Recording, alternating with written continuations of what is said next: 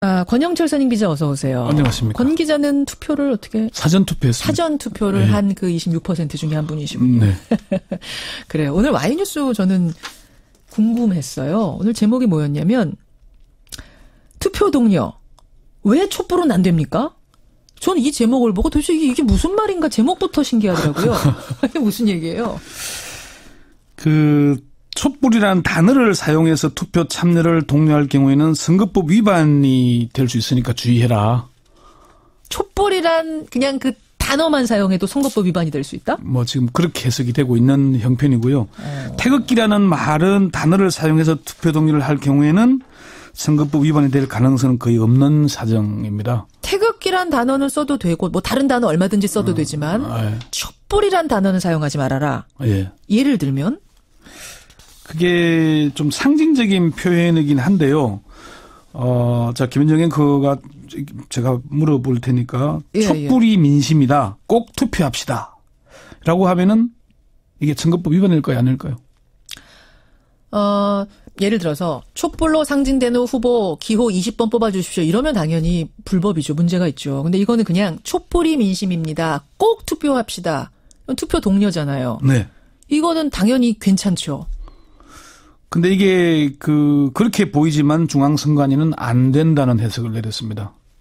안 된다고요? 예. 위반이라고요? 중앙선관위 관계자는 촛불이 민심이라는 말 자체가 자유한국당을 반대하는 편으로 볼 수 있다.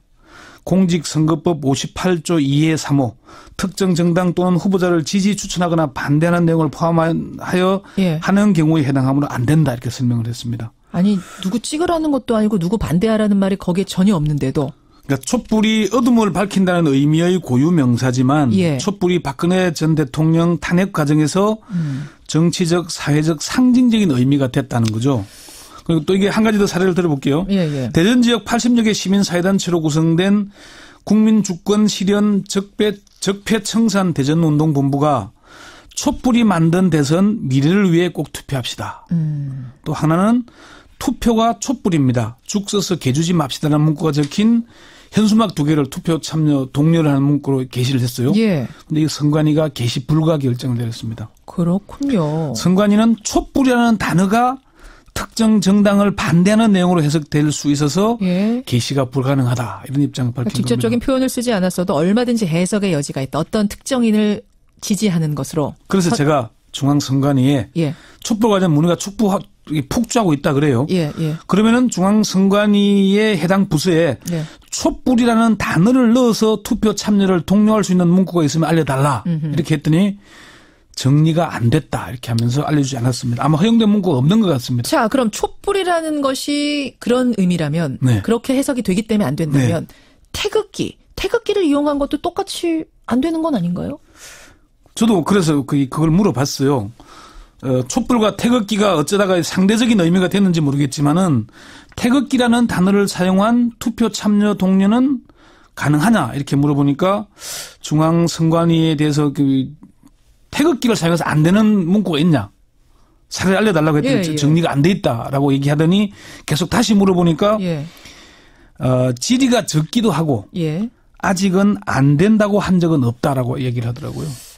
지금 선관위에 물어보신 거예요? 중앙선관위에 확인을 해야죠. 아까 선관위 대변인 나오셨을 때 이 질문 한번 다시 드릴 걸 그랬는데 여기도 우리가 좀 헷갈리는 모양이네요. 이게 이제 정확히 모르네요. 법제국 해석과에 이게 제가 확인을 한 겁니다. 본인들이 하고 있기 때문에 태극기가 덜 제한될 가능성이 있다고는 할 수 있지만은 촛불은 안 되는데 태극기가 된다고 하는 건 아니다.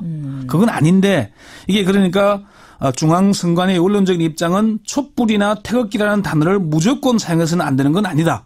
사례별로 따져봐야 된다. 사례별로. 그렇지만 그 문구들을 하나하나 따져서 어떤 건 되고 어떤 건 안 되는지 중앙선관위가 판단한다라고 하는 겁니다. 근데 태극기든 촛불이든 이게 다 고유명사잖아요. 네, 그렇죠. 그거를 사용하지 못하게 하는 게 이게 글쎄요. 상식적으로 어떤가요?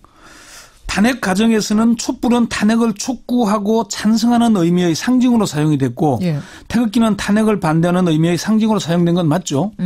그렇지만 법률이나 중앙선관위 규칙 어디에도 촛불은 안 되고 태극기는 된다는 문구는 없습니다. 그래도 이렇게 유권 해석을 할 때는 뭔가 기준이 되는 규정은 있을 거 아니에요. 이게 이제 공직선거법 58조 2. 예. 투표 참여 권유 활동 여기에 보면은 이제 4호가 이런 표현이 있거든요. 뭔가요? 정당의 명칭이나 후보자의 성명, 사진 또는 그 명칭, 성명을 유추할 수 있는 내용을 나타내야 하는 경우에는 안 된다는 거고. 유추할 수 있는 내용을 담으면 안 또 된다. 3호는 특정 정당 또는 후보자를 지지, 추천하거나 반대하는 내용을 포함할 경우도 안 된다고 되어 있거든요. 그러니까 법 조문에 유추할 수 있는 내용이 나타나는 건 안 된다는 것인데 예. 촛불은 안 되고 태극기는 된다는 건 전형적인 이현령, 비현령이 되겠죠. 아, 그리고 유추라는 것도 그래요. 촛불 하면은 떠오를 후보가 다 다를 텐데. 특정 누구만 떠오르는 게 아닐 텐데. 태극기도 마찬가지고. 그러니까 촛불 하면은 뭐 기호 1번 민주당, 기호 5번 뭐 정의당, 기호 3번 뭐 국민의당 다 촛불. 유승민 후보도 마찬가지로 탄핵 찬성했던 사람이니까. 그렇죠. 뭐 사실은 다 그렇거든요. 예. 애매하네요. 지금 청취자 박명세님이라든지 또 뭐 8672님 등등이 횃불은 됩니까? 그러니까 이게 우리나라 헌법에는 죄형 법정주의를 규정하고 있지 않습니까? 예. 그리고 형벌 법규의 해석도 유추 해석 금지 원칙, 명확성의 원칙 등이 있는데 예. 법조인들은 이걸 위반하고 있는 거다 이렇게 얘기들을 합니다. 그러니까 이게 헌법 소원까지 가게 되면은 어떤 결과가 나올지 모르겠네요. 헌법 소원은 이게 지나치게 유추 해석하고 확장 해석하는 것이니까 확대 해석하는 거니까 아마 제가 볼 때는 그렇죠. 위헌될 가능성이 높다고 봅니다. 저도 그렇게 생각을 하는데 네. 기호를 연상하게 하는 숫자는 어때요? 그러니까 예를 들자면 이런 겁니다. 이번 선거에서 꼭 투표합시다. 예. 이게 한글로 2번을 쓰면 됩니다. 예. 그런데 숫자로 2번이라고 쓰면은 그것도 안 되는 겁니다. 또 투표는 1분이면 됩니다 하는데 1 숫자가 들어가잖아요. 네. 이것도 안 되게 하고 있어요. 이것도 안 되게. 예. 선거법이 참 네. 복잡해요, 권영철 선임 기자. 선거법이 뭐 이해가 되는 부분도 있습니다만 왜 이렇게 복잡한 거예요? 첫 번째는 좀 시대에 맞지 않기 때문입니다. 공직선거법이 1994년에 대통령 선거법, 국회의원 선거법, 지방의회, 지방자치단체장 4개 선거법을 묶어서 공직선거법을 만들었거든요. 예. 23년이 지난 법이죠. 그리고 법률안을 살펴보면 알겠지만 말 그대로 누더기 법률입니다. 누더기? 예. 공직선거법 218조를 보면은 법 조문이 218조 2, 3, 4 이게 218조 35까지 있습니다. 예. 219조까지 가기 전에 34개의 법 조문이 더 있는 겁니다. 그래요. 계속 하나씩 붙이다 보니까. 그러니까 헌재에서 위헌 결정이 나올 때마다 선거법이 개정됐고 필요에 따라서 선거법이 개정될 때마다 이렇게 붙어 가다 보니까 정치 지망생이나 일반 유권자들이 알아보기 어렵습니다. 선관위 해석을 꼭 받아야 되거든요. 그렇게 되는 거네. 네. 그렇게. 두 번째는 정치권이 기득권을 내려놓지 않으려고 하기 때문입니다. 기득권과 선거법 복잡한 게 무슨 상관이에요? 선거운동 기간 특히나 이런 게 있습니다.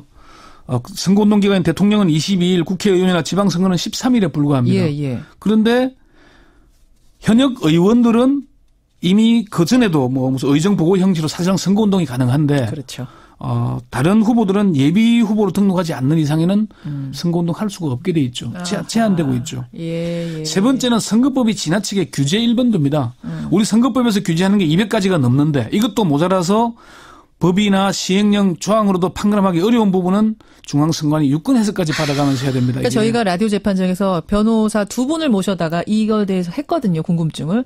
그분들도 밤새 공부를 해와도 모자랄 정도로 모자랍니다. 굉장히 복잡합니다. 그러니까 법조인들도 알기 어려울. 그래서 선거 관리에 충실해야 할 선거관리위원회가 선거를 통제하고 있다는 비판을 받고 있는 겁니다. 그래요. 사실상 이게 외국의 선거법은 뭐뭐는 안 된다. 이렇게 규정하고만 나머지는 다 허용하거든요. 예. 그런데 우리는 요거는 가능하다라고 하고 나머지는 다 안 되게 하는 거거든요. 그러게요. 참 많이 복잡해요. 네. 중앙선관위는 공직선거법을, 그러니까 선거법을 바꾸자는 입장 아닌가요? 선관위는? 선관위 관계자들에게 물어봐도 자신들도 난감해합니다. 이게 너무 복잡하다. 자기들도 알기 어려워서 좀 기다려보라 그러고 다시 법 조문을 보고 설명하고 이렇게 하거든요. 맞아요. 그냥 자기들은 법률에 따라서 집행하는 기관이다 보니까 도리가 없다고 얘기를 하는데 지난해 총선이 끝나고 선관위가 공직선거법 개정안을 제안을 했습니다. 그냥 발의할 수 있는 권한은 없고 제안만 했거든요. 국회에다가. 근데 이게 제안한 내용을 몇 가지를 살펴보면은 선거 연령을 지금 19세 이상에서 18세 이상으로 낮추자고 얘기를 했고요.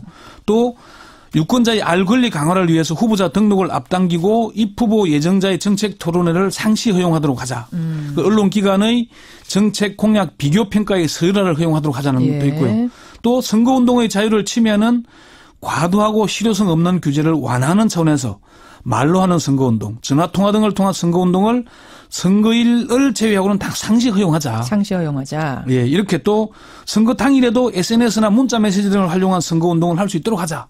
예. 이렇게 했거든요. 예. 선관위가 제안한 대로 공직선거법이 개정됐더라면은 조금 전에 제가 설명드린 촛불이나 태극기를 둘러싼 논란이 없었을 수도 있었을 겁니다. 그러네요. 정치권이 당리당략에만 머무를 게 아니라 빨리 공직선거법을 개정해서 개정해야 한다. 헌법 개정보다 더 중요한 게 공직선거법 개정이라는 말이 나올 정도입니다. 이것만 바꿔도 정치개혁은 상당 부분 이루어진다고 하는 사람들이 많습니다. 워낙 복잡하니까 지금 질문도 아주 많이 들어옵니다. 5619, 2146, 김기중님의 많은 분들이 오늘 특정 후보 캠프에 ARS 전화 받았답니다. 선거 홍보 전화. 오늘 가능한가요? 라고 물어오셨는데. 그 가능합니다. 가능합니다. 네. 온라인에 해당되기 때문에 오프라인 현장이 아니기 때문에 이거는 가능하게 이번에 바뀌었습니다.